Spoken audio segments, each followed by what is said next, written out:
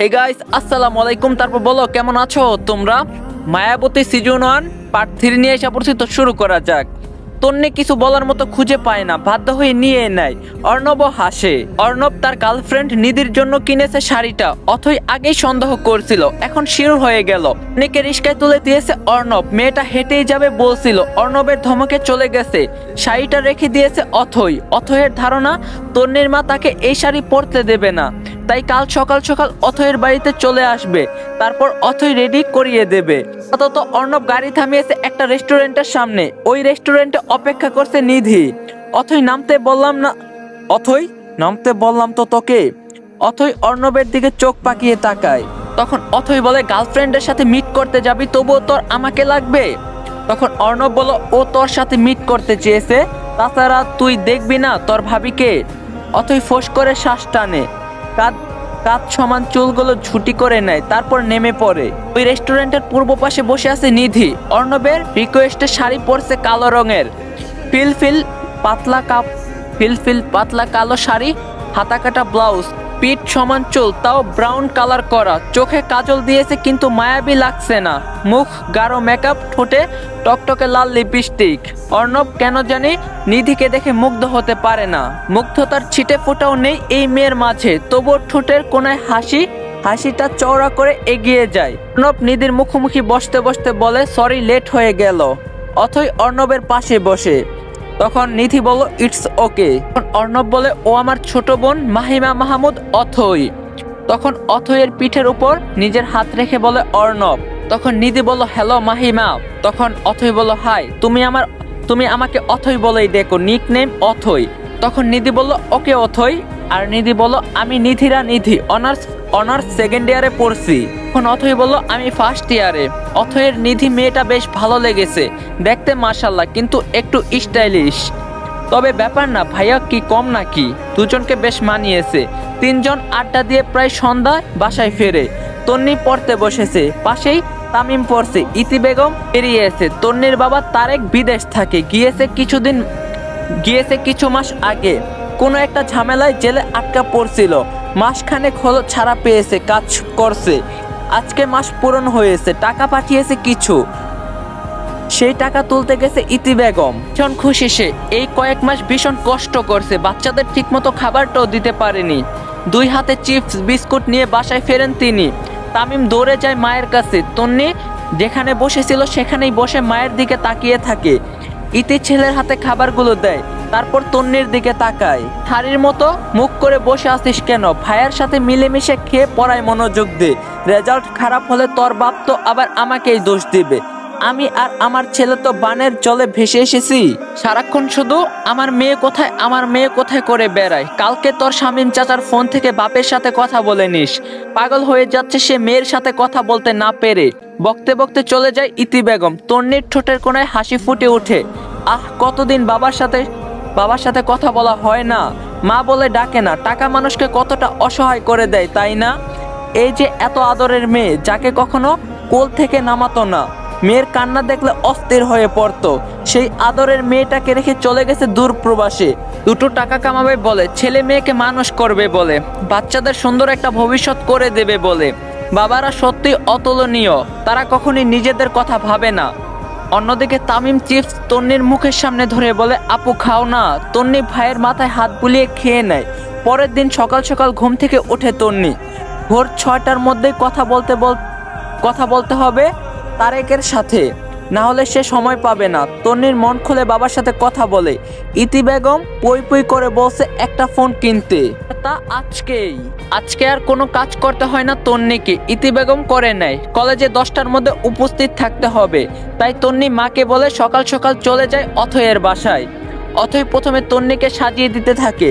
বসন্তী কালারের sari, matching blouse, মুখে হালকা ফেস পাউডার, চোখ গাঢ় কাজল, দু হাত ভর্তি চুড়ি, হাঁটুর সামনে চুলগুলো ছেড়ে দিয়েছে, ঠোঁটে হালকা লিপস্টিক। অথই তন্নিকে দেখে হা হয়ে যায়। তন্নি লজ্জায় মাথা নামিয়ে ফেলে। অথই অবাক হয়ে বলে, তন্নি জান, তুমি এত কিউট, মাশাল্লাহ মাশাল্লাহ। 3 বছর তোর সাথে আছি, এখনো তোর সৌন্দর্য আমি দেখিনি। তখন তন্নি বলে, ধ্যাত, তুই রেডি হয়ে নে, আমি আরতি আপুকে দেখিয়ে আসি, বারবার বলছে শাড়ি পরে তার কাছে যেতে। মিষ্টি করে হেসে বলে, অথই তন্নির কপালে চুমু খায়। তন্নি জীবনের প্রথমবার শাড়ি পরলো, হাঁটতে পারছে না, আঁচল আর চুল বড্ড জ্বালাচ্ছে। অর্ণব জগিং করে ফিরছে, নিচের রুমে ঢুকতে যাবে তখনই চোখ পড়ে তন্নির দিকে। হা হয়ে যায় অর্ণব। তন্নির মুখে ছোট চুলগুলো উড়ে উড়ে আসছে। বিরক্তিতে চোখ মুখ কুচকে ফেলে তন্নি, দু হাত উঁচু করে চুলগুলো খোপা করতে থাকে। আঁচল সরে গিয়ে হালকা চর্বিযুক্ত পেটের দৃশ্যমান হয়ে যায়। অর্ণবের বুক কাঁপছে, গলা শুকিয়ে যাচ্ছে। খোপা করা শেষ করে তন্নি আঁচল ভাঁজ করে কাঁধে রাখে। চুরির রিনঝিন শব্দ হচ্ছে। এতক্ষণে তন্নি অর্ণবকে খেয়াল করে মুখ অস্বাভাবিক হয়ে যায়। আঁচল তুলে ঘুমটা টেনে নেয়। অর্ণব তাকিয়ে আছে তন্নির চোখের দিকে, কাজল কালো মায়াবী চোখ, ওর দুটো চিপে রেখেছে। তন্নি মাথা নিচু করে অর্ণবের পাশ কাটিয়ে চলে যেতে নেয়। অর্ণব তন্নির নরম হাতটা মুঠো করে ধরে। কেঁপে ওঠে তন্নি, বুকটা ধূপ ধূপ করতে থাকে, হাত পায়ে কাঁপন ধরে যায়। অর্ণব তন্নির ভয়ার্ক মুখের দিকে তাকিয়ে শব্দ করে বলে ফেলে, মায়াবতী। পিট পিট করে চোখ খুলে তাকায় তন্নি অর্ণবের পানে, চোখ মুখে প্রশ্ন, কে মায়াবতী? আরতি বলে ওঠে, আরে হুর পরি যে। ধ্যান ভাঙে অর্ণবের, ছেড়ে দেয় তন্নির হাত। তন্নি চমকে ওঠে, বুকটা এখনো টিপ টিপ করছে। এইটুকুনি সময়ে ঘেমে গেছে। অর্ণব এদিকে সেদিকে তাকিয়ে লম্বা শ্বাস টানে, নিজেকে স্বাভাবিক করার চেষ্টা মাত্র। আরতি দৌড়ে এসে তন্নির মাথা থেকে পা অবধি ঘুরে ঘুরে দেখতে থাকে। সিরিয়াসলি তুই তন্নি নাকি তন্নির রূপে হুরপরি? তুই আন্দাজ করতে পারবি না তোকে কতটা সুন্দর লাগছে, জাস্ট অসাধারণ। উত্তেজিত হয়ে তন্নি ঘুমটা খুলে চুলগুলো ছেড়ে দিয়ে বলে, আরতি। তন্নি লজ্জা পেয়ে যায়, চুল আঁচল সামলাতে হিমশিম খেয়ে যায়। আমি আপু। রিনরিনিয়ে বলে তন্নি। অর্ণব গম্ভীর গলায় বলে ওঠে, একজন বডিগার্ড রাখো তাহলে এগুলো সামলানোর জন্য। তন্নি কপাল কুঁচকে ফেলে। তখন আরতি বলে, তুই হয়ে যা বডিগার্ড, এমনিতে তো আমরা কাঠের ঢেকি, তুই তাও একটা কাজে আসবি। আরতি বলে ওঠে। অর্ণব বলে, আমি বডিগার্ড হলে তোদের তন্নি আমায় সামলাতে পারবে না বলেই অর্ণব রুমে ঢুকে যায়।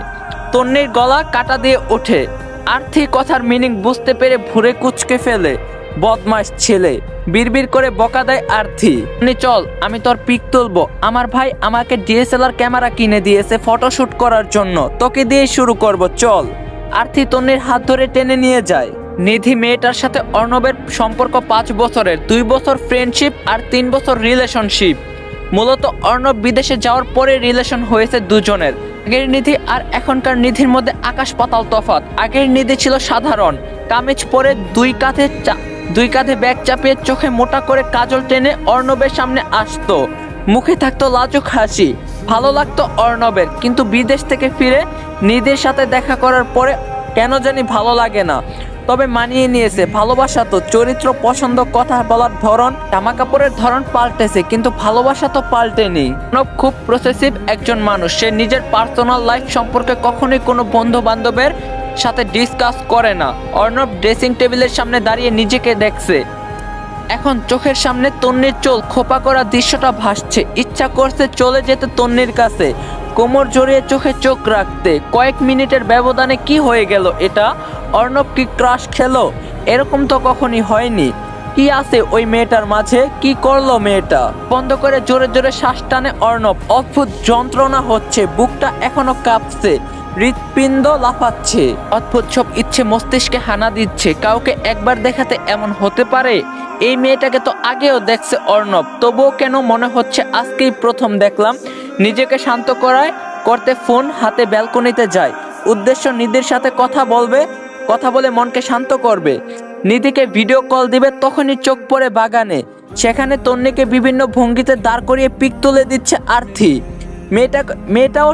মেয়েটাও খুব সুন্দর পোজ দিচ্ছে, খিলখিল করে হাসছে। নিধিকে কল করার কথা ভুলেই যায় অর্ণব। রেলিংয়ে 2 হাত ঠেকে মনোযোগ দিয়ে দেখতে থাকে তন্নিকে। তুই তাড়াহুড়ো করে শাড়ি কুচি ধরে বের হতে হতে বলে, তন্নি চল, এমনিতেই অনেক লেট হয়ে গেছে। অর্ণব চমকে ওঠে। তন্নির থেকে চোখ ফিরিয়ে তাকায় অথয়ের দিকে।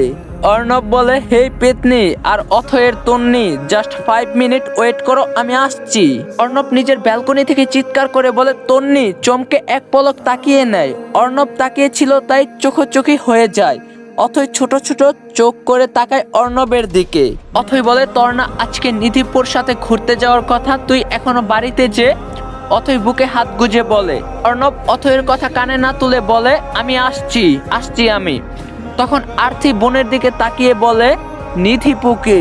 তখন অথই হেসে বলে, আমাদের ভাবি, গুণধর ভাইয়ের গার্লফ্রেন্ড, দারুণ দেখতে, কিন্তু কাল মিট করিয়েছে আমায়। মন খারাপ করে বলে, আমাকে করালো না, কালকেই বাড়িতে নিয়ে আসবো আমি, তখন সবার সাথেই দেখা হয়ে যাবে, বাবা মাকেও দেখানো হয়ে যাবে। এটা দারুণ, শেষমেশ ভাইয়ের বিয়ে খাবো বলে।